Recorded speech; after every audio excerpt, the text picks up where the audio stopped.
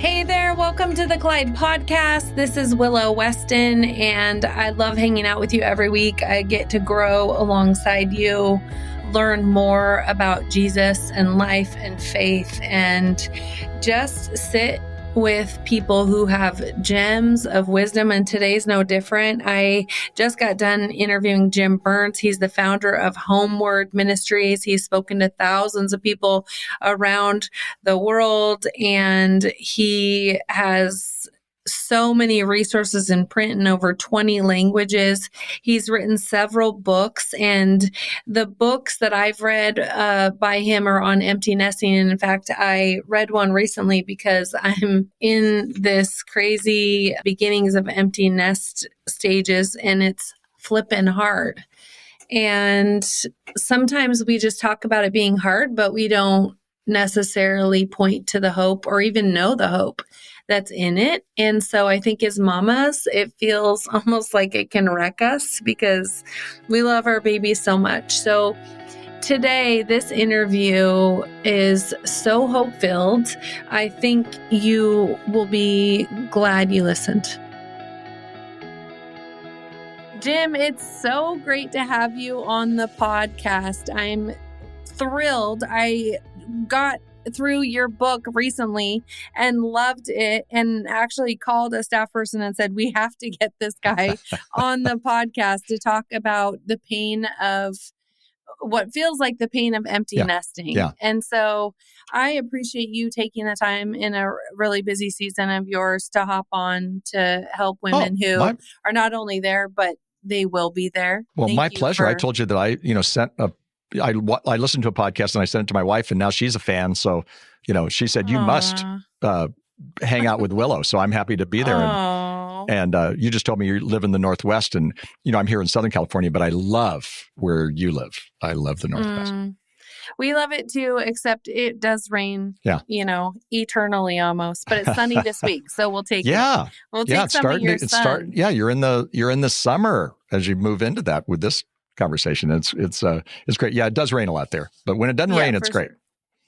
Jim, can you share with us how you kind of became, you might not call yourself a guru on empty nesting, but that's what a lot of people might consider you to be. How did you get this passion to begin to be a voice to help people who are going through this new season? Well, I wish I could tell you that, I've done, hundreds of hours of research, and, that's what my PhD is in and whatnot. It was desperation because Kathy and I dropped Heidi, our youngest, off. And we had at college, and we had all the things going. We went to the Target 20 times that weekend, and we did all these things. And we get in the car, and I lost it. And I looked at Kathy, and she was really quiet, and she kind of had a tear going down her cheek. And I said, "Are you okay?" And she goes, "Yeah, but it's going to be really different. It's going to be really quiet." And we have 3 daughters, so of course we didn't have quiet in our house, until then.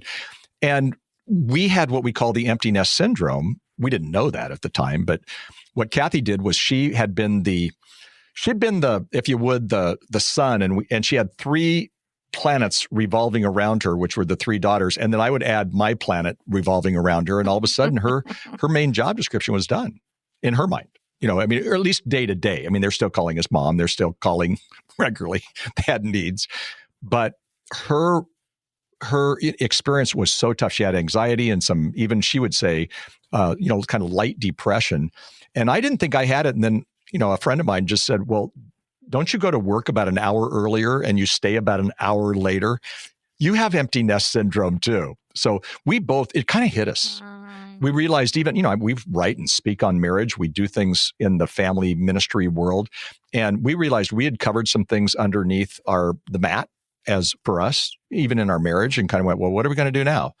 And so we had to reinvent ourselves. And so part of that is our story coming out into the empty nest. So it's kind of doing life with adult children. And then I kind of looked around and went, wow, our kids are boomeranging, they're coming back and forth. But now that we were the empty nest, we started looking at it. So I started researching it. And one of the ways I research is talk to people. All of our friends were going through this empty nest syndrome thing. Not everybody, some more intense. It was during COVID when I wrote that book, or at least when I was doing the research, and I had 19 Zoom meetings with people all over the United States. And there was another person from our staff who was always in those. And they said, do you realize somebody cried in every one? And other people said great things, oh my gosh, the romance was great, these different things. But somebody cried because they were feeling that when you used pain, they were feeling that pain.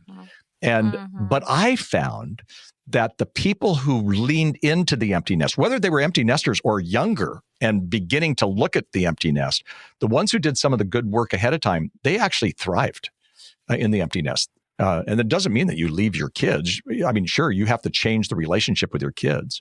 But even one of the first principles in that is, when your adult children, leave the nest and they have new and fresh experiences, follow their lead. And I think we have more time. I mean, Kathy and I had a lot more time.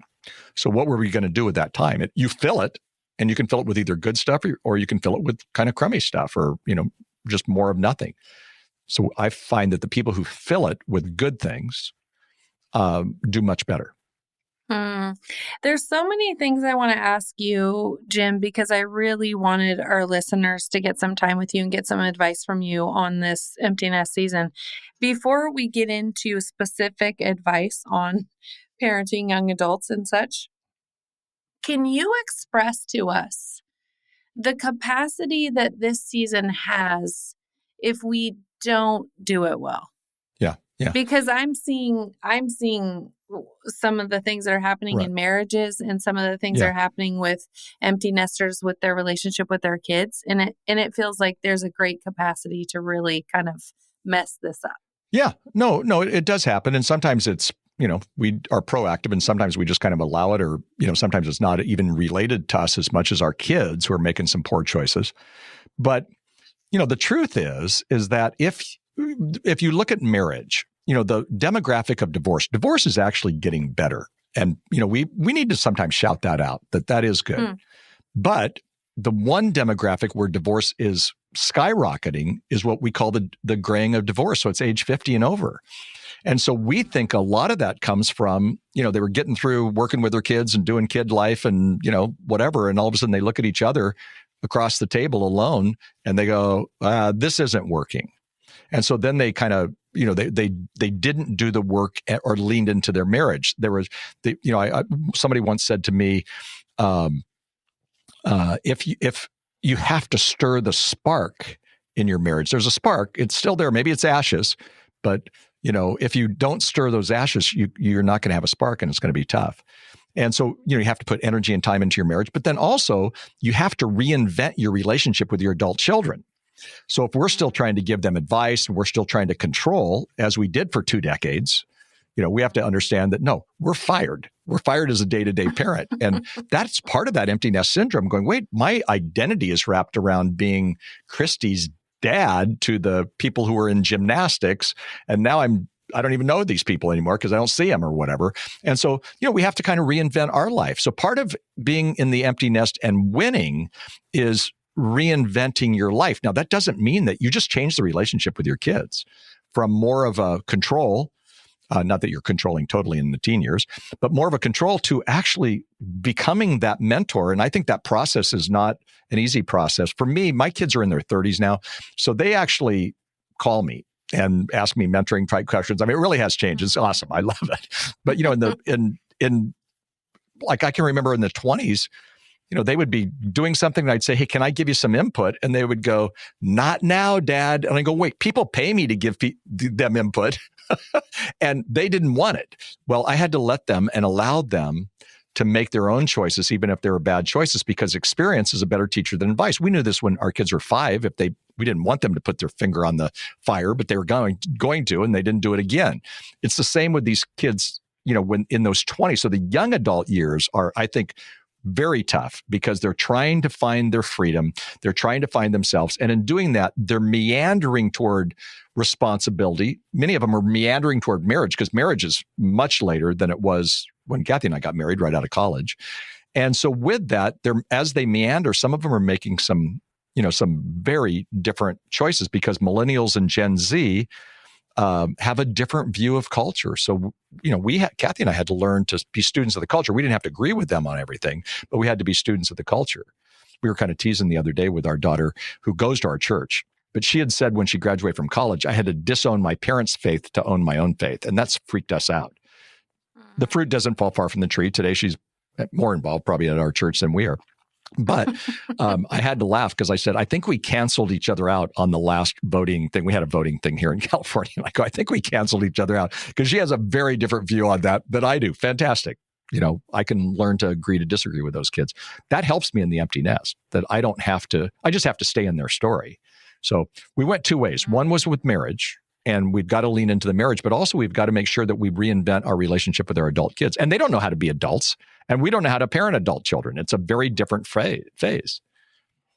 I love that line you just used. We have to stay in their story. Yeah. I think there's a lot of things that it seems like we trip up on.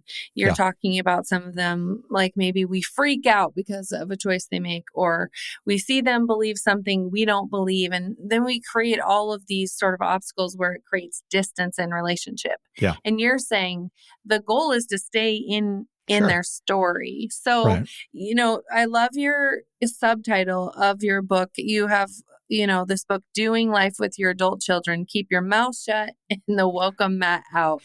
Can you tell us a little bit about why you chose the subtitle, Keep Your Mouth Shut? And because when I came across your book, I was like, I think I need that. My mouth's been getting in trouble. Well, I think we all need it. Kathy will say to me, because principle number 2 in that book is unsolicited advice is usually taken as criticism. And Kathy will say to me sometimes, my wife, she'll say, you might need to practice your own principle number 2, because I just said to Heidi, well, what you guys need to do is, this or that, right? And when I do that, I don't get the response I'm looking for sometimes. Because what they hear is not my advice, but they hear you don't think I'm all grown up. Okay. And I'll be honest with you, there's times when I kind of go, no, I don't think you really are all grown up the way you handled that finance thing or whatever. But keeping my mouth shut makes me safe.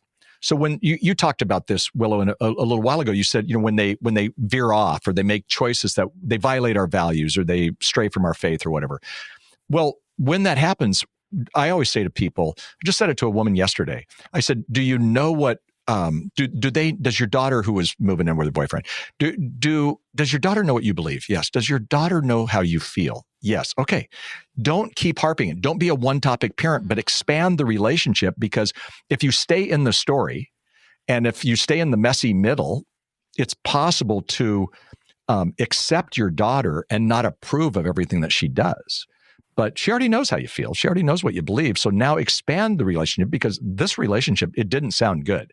So when this relationship crashes, and it probably will, this was yesterday's conversation, then what's going to happen is she'll come back to you if you're safe. But if you've just been hassling her and being so negative and so critical, even though a lot of your statements are true, she's not going to come to you because you're pushing her away without knowing it. Because, you're giving her good advice.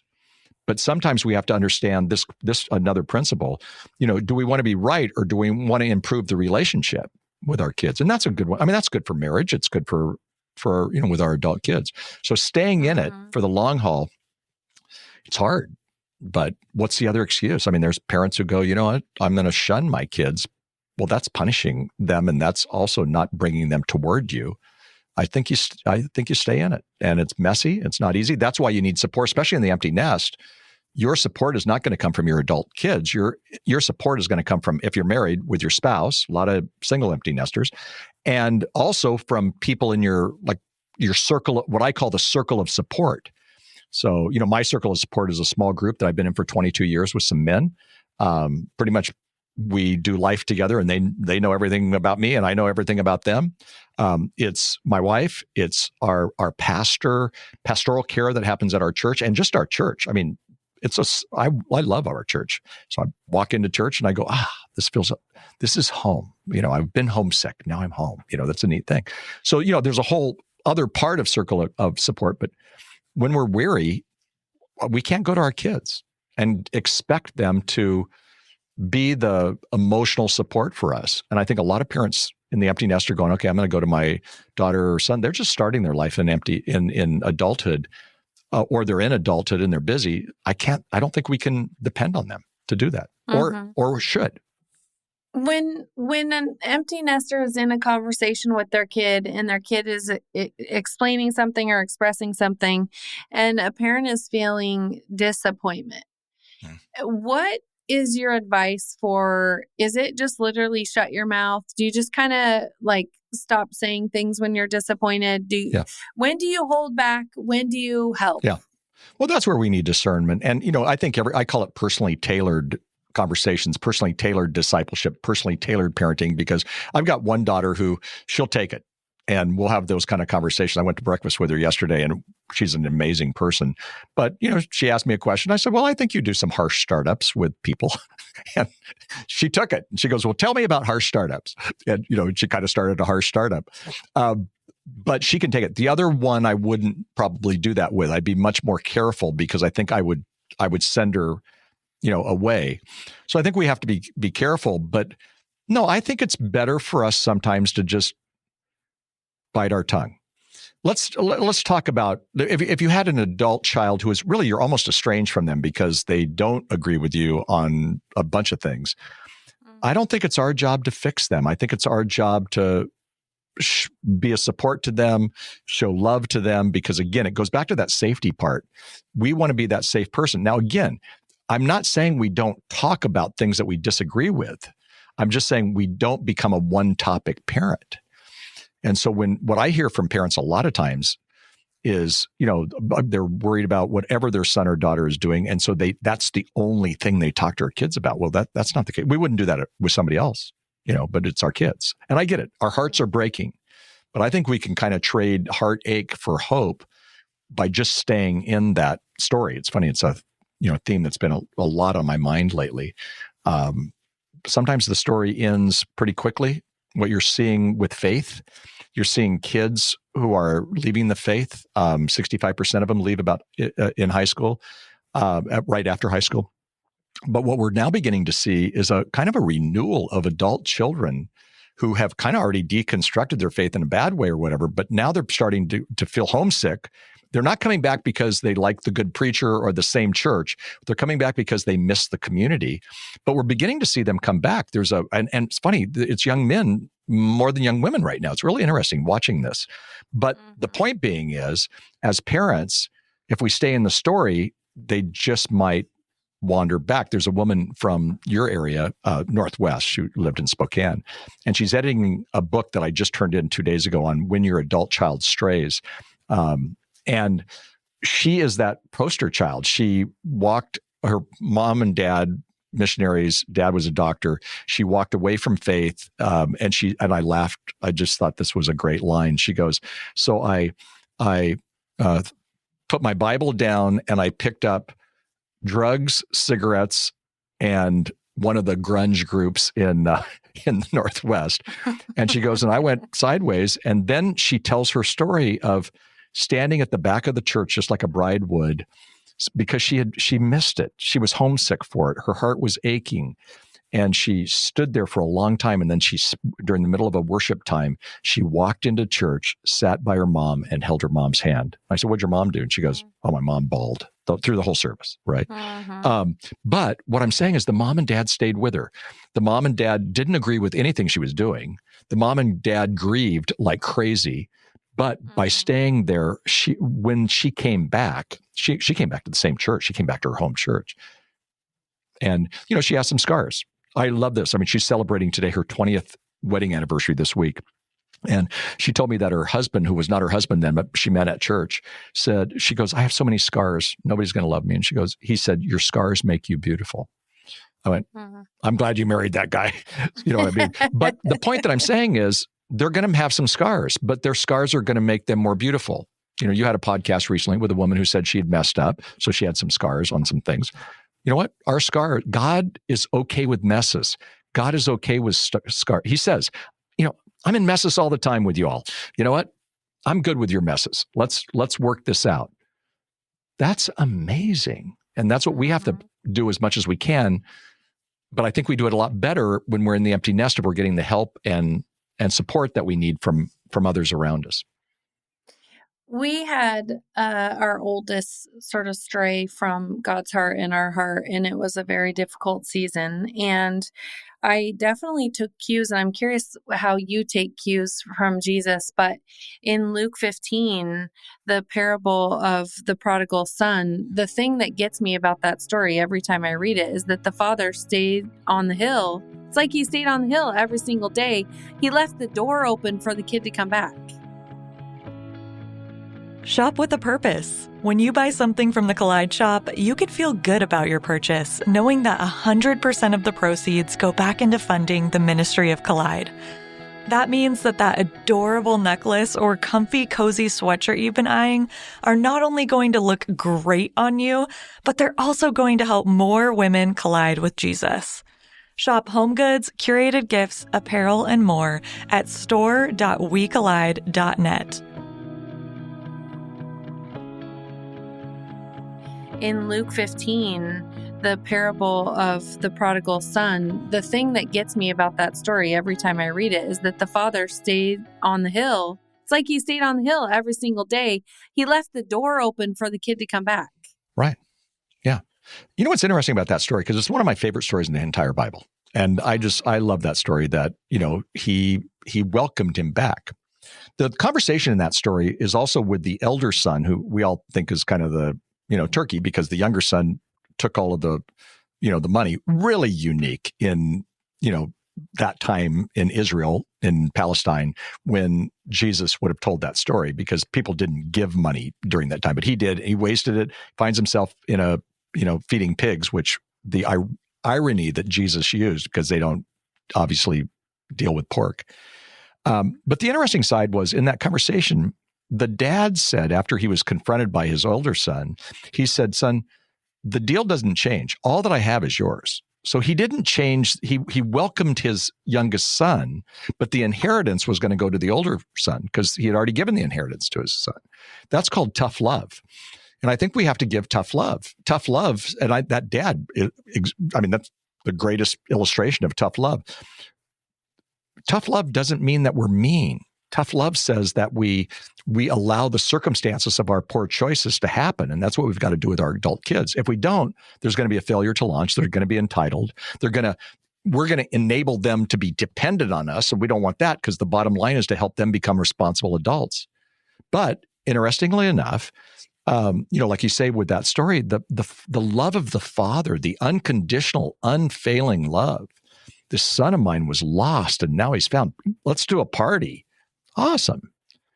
So it takes both as a parent. That's what's hard. Sometimes, sure, it's easy to welcome them back, but if they're making really poor choices, what we can't do is bail them out all the time, because if we bail them out all the time, they don't know what those choices, what the consequences of those choices have. Right, certainly. Well, in the son, he experienced consequences of his choices, and yet the father hugged him with pig slop all over him. So it's being a parent and loving like the father is incredibly difficult. What's your advice for when a relationship is strained and there's been fighting, there's been distance, there's been wrongs, maybe on both sides? What can a parent do to sort of gap some of the distance or, open the door again? Right. And again, some parents don't like what I'm going to say on this. I'm on a radio show called New Life Live. It's the largest counseling show in the country, 2 million listeners a week. And we get estrangement conversations all the time. And they always point to me, because they have me take the lead when I'm there.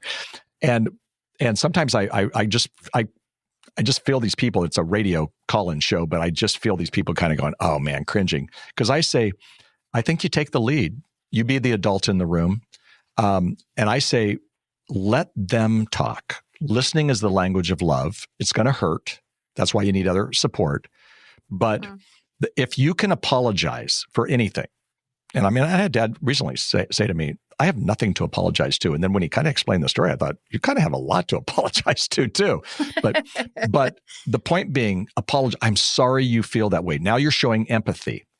You're not saying, I agree with everything that you say, but you're saying, you know what, I am sorry that you feel that way. And if there's something that I have done to offend you, and you want to say, and look at what you're doing, boom, boom, boom. This is the problem, is that we jump in and tell them how we criticize to correct, when criticizing to correct works for a 5-year-old, but it doesn't work for an adult. So this is where we just have to hold back, build the relationship better. And then again, I'm not saying we don't have conflict at times, but I'm saying do it when you've already apologized, taken the lead, listen to what they had to say, having empathy. Sometimes there's a strain, and it's because it's the strain with the mom or the strain with the dad, but not with the others sometimes. And so again, instead of taking the side of mom or dad, I don't think, of the other of your spouse or whatever. I think it's sometimes to say, I can understand how you feel that way. I see it a different way, but I can understand how you feel that way. I'm sorry you feel that way. So you're not throwing your spouse under the bus, but you're also not being defensive. When parents have kids who have strayed and they have a strained relationship, I think we try to get too defensive. But wait, you don't understand what we've been going through. I mean, we don't have any money right now, or we lost our money, or you should see the relationship that I have with your dad right now. You should see what's going on. You don't understand how I call it the living martyr syndrome, and don't look for that. Just literally tie into what their needs are, listen to them, and then take baby steps back into the relationship. I have a standing appointment with one of my daughters who she had her bump. She's kind of back, but there are times. So I'll have a standing appointment once a month. We get together for a meal, and it's funny because we've done this forever. And I have so many agenda items I want to ask her about, and sometimes I just have to go, okay, this is not the agenda time. She wants to talk about snowboarding. Okay, we're going to talk about snowboarding. But then eventually it comes around. Maybe not in that meeting, but eventually it comes around. She goes, well, what do you think about that? Oh, well, here's what I think. But I think we have to wait to be invited whenever we can on the strained relationships. There are people listening who don't have an estranged relationship with their kids, but this whole empty nest season, either they see it coming and it feels like a freight train's about to hit them, or it's come and what it's brought up is, wow, our kids are everything and there's not a lot here. Yeah. Like whether it's a woman who, poured into her kids for so long and now they're gone and she feels like this lack of purpose, or a marriage where they didn't make time for each other and now they kind of feel like there's not a lot left. What's your advice when it just feels like, the empty is like just blaringly empty? Yeah. And it's interesting, Willow, that you asked that question, because I hear that all the time. I actually answered a question on our podcast yesterday on that, where a woman just said, you know what, I'm sad all the time. And I don't have a relationship hardly with my kids. They don't call me, or they don't answer my text or things like that. And it's just really, really hard. And so first of all, I say, I am so sorry you're feeling that way. And you probably are in the same feeling as about 2 million parents who were good parents. And they feel that sadness. So I'm not downplaying that. I lean into your emotions, whatever. And I would say to them, get some help. But I also think that it's time, and I already said this in some ways, to reinvent yourself, your relationships.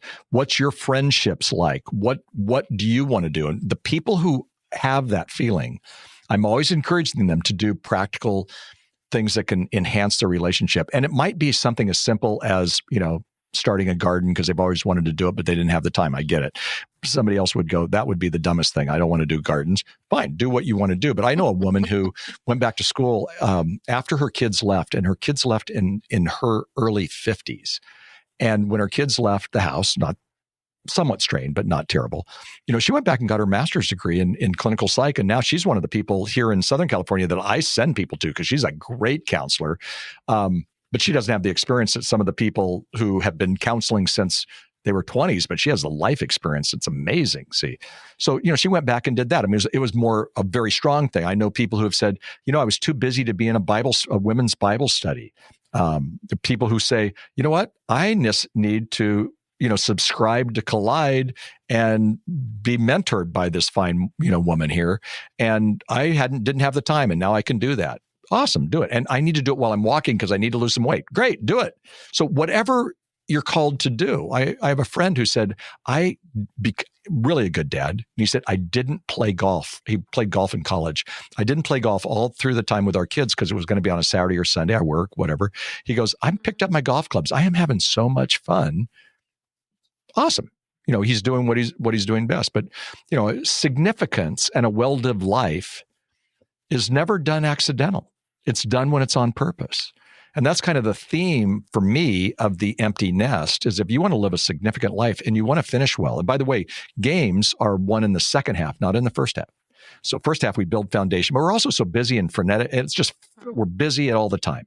Now it's time for us to, focus on our own health, our spiritual health, our soul, those kinds of things. And when we do that, I really think that our life then opens up. And the people I know who are doing well in the empty nest and with their adult kids are people who are, they're actively engaging in something that really is meaningful to them.